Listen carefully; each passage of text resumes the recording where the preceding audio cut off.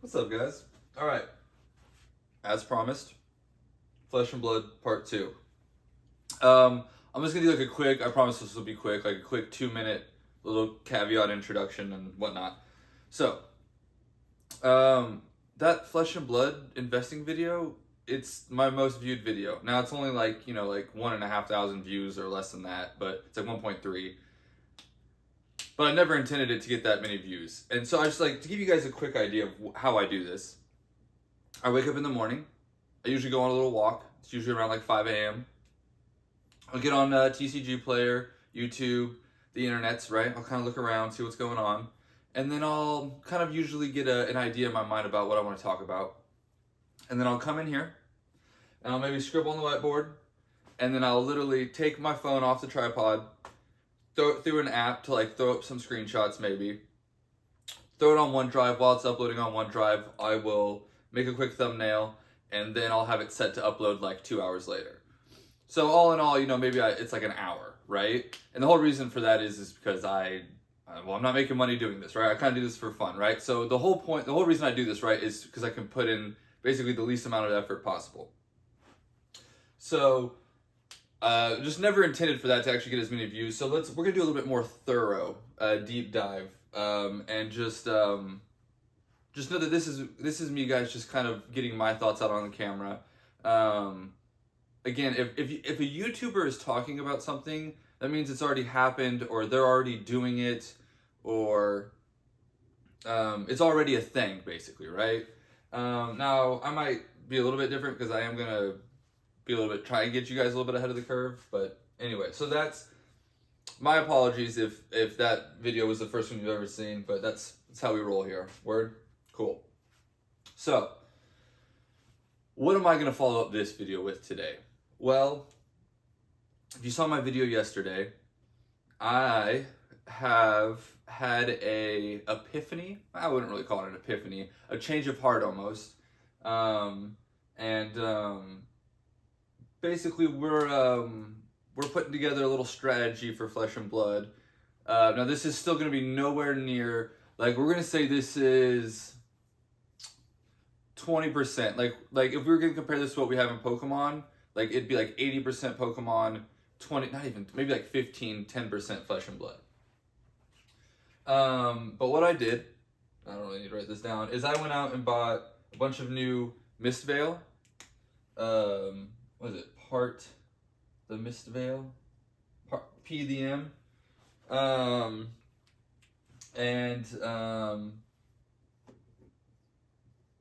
Heavy hitters. And I'll explain why these two particular sets, and I'm kind of going back now on a previous thought I had. We're basically going to be playing devil's advocate to the previous video. And what I mean by that is, besides maybe Monarch First Edition, which even still, that's iffy on, I will not be touching any more of the older Unlimited products. But nothing before 2.0. And even more so, basically, strictly heavy hitters going forward.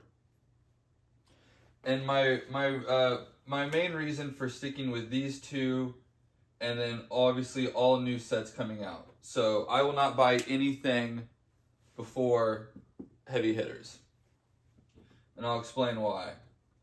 And it, actually, it's I can literally give you one word to explain why, and some of you will like it. Some of you will think it's dumb. And I'll break it down a little bit more, but the main thing is this: if I had to sum it up in one word, the art. I'm just gonna like kind of throw up a bunch of like pictures of the cards I like up on the screen kind of while I talk here. I personally think that okay, so obviously we had the change with 2.0, and that started with Uprising. And I think that was a wonderful thing. And I think that really got the kind of product line back together. It simplified the product line. It brought collectability back, right? Because this was, we'll start with the first thing. This is like kind of where I break it down a bit more than just the art, but the art kind of ties into all of this. And that's the rarity and like collectability. I probably spelled that wrong. I like to put double L's sometimes where they're not supposed to be. With these unlimited sets, they're just not going to hold value, because if you're a collector and you're chasing something, well, you're going to want the cold foil version, right? More than likely, and the cold foil version isn't in these. So when you split the product line like that, it's the same thing with like like, why do you think Pokemon stopped doing first edition and like the unlimited? It's just because it's not needed. It creates confusion. Yeah, it's cool for now for collectors, right? But that doesn't benefit Pokemon at all, right? It just confuses people. Oh wait, so you're telling me there's like first edition, and then there's like shadowless, and then there's like there's the one with the shadow, like, so it's like there's 3 different versions of the original Charizard. Like, you know how many times I have to explain people? They'll have like the base set 2 Charizard, or they'll have like the 2016 whatever Charizard, the Evolutions one. And they'll be like, oh my god, I've got a 10,000. I'm like, no bro, that's like a $50 card, right? So getting rid of that confusion and not having like multiple versions of the same card, I think was a huge thing with 2.0. So 2.0, that was the first good step, right? So that was step 1 onto a good road. And then I still think that they were printing way too much though, way too much printed. That's why also I don't think we really have any idea what the print run is, but I'd be willing to suspect that the print run of Mistveil is less than Monarch. Like, that's just me completely guessing. That's probably not a wild guess, I'm assuming. Even with it being a bigger game, I don't know. I think it's a smaller print run, so I think heavy hitters, Mistveil, and then oh my gosh, I always forget it. It's not Rose Thorn, it's like Rosetta. I think that these sets have the collectability. That's kind of like the main takeaway that I've kind of come across like the last week, is that I just don't think the collectability, like there's not enough nostalgia with this kind of product to drive prices to that kind of crazy point. Now, like, this is kind of my idea, right? And why I'm saying heavy hitters forward. It's because I'm trying to get on as many new people as possible, kind of like with Pokemon. Like, it's as introductory as possible. You don't have to go out and invest in any of these like first edition, but like the first edition of these booster boxes for like, you know, $1,500, whatever. You can get these boxes, and I think right now I don't really want to write it out, but because I have no idea how to spell this. We can all make fun of me in the comments. I'm gonna spell it too. AUGE. That's so wrong.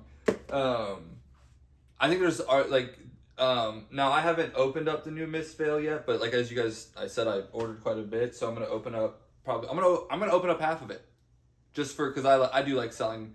That was kind of like my first introduction with Flesh and Blood was selling singles, and that's kind of also why I'm a big fan, is because these boxes are like $80, and like Mistveil, for example. Now obviously I know it's very hard pull, right? But there's some very like, if you do mass box openings, you can easily make your money back, it seems like, with Flesh and Blood. At least it was back in the day. Especially like, dude, when I was cracking Everfest, and I was getting these for like, geez, like $40 a box, like after taxes and shipping. It was something crazy. Getting like cases of those and just cracking them. I just think the singles are so strong with the new stuff. And you know how I am, like, right? Like, I kind of had that like realization with Pokemon and Magic that like, oh, Modern's where it's at. I think it's the same thing with Flesh and Blood. Modern is where it's at. No offense to all those guys with all the like, I know everyone's been like flashing their, you know, alpha nonsense. Welcome to Wraith. It's cool. Like that's awesome, cool. But I'm trying to bring in more than just like the 1%. I think like everybody could get in on this. It's $80 booster boxes. I think the game's solid, right? That's why the game is solid. I have no doubts about the game, right? Like I was trying to poke holes basically in why like I didn't want to collect Flesh and Blood, right? And every hole that I was basically poking it had to do with the collectability and the rarity and how they did it. And everything I'm seeing with heavy hitters going forward, I love it. I love everything about it. So it's like gameplay, they have like check. Like they have that down, right? Like now, like what would you say? Like demand. I give it like 1 check, right? Like it's like or like, and this is like I should say demand for collectability. It just doesn't still seem to be there yet. Like it seems like it's just these. And again, I think people were burned so bad. I don't know if we need to get like a new generation, like a new wave in, and just kind of get all the people out, and then like somehow there needs to be this new wave. Okay, oh, it just hit me, guys. It just hit me. If you've seen my video, you know. If you haven't, you have to go watch it right after this. Ready? James, if you're watching, I just saved Flesh and Blood. You're welcome.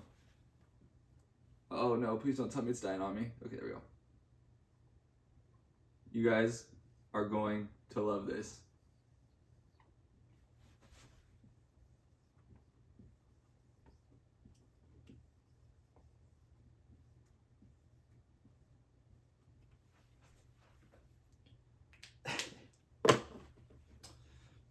We need a Flesh and Blood anime. Oh my god. I know, dude.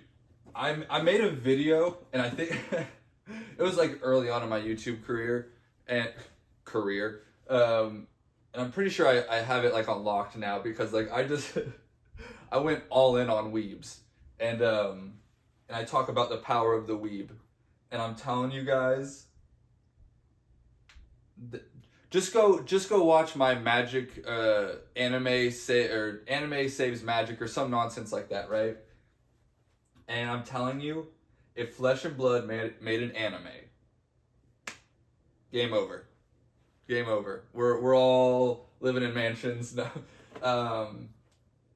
I think they could. I think they've got the characters to do it. They got the story to do it. They got the art to do it. So in conclusion, what is all this ranting? I think you should probably buy modern Flesh and Blood cases. I think that they've kind of got the print run under control. I think they've got the collectability figured out. They've got the gameplay. Why not, right? Have a good one, guys.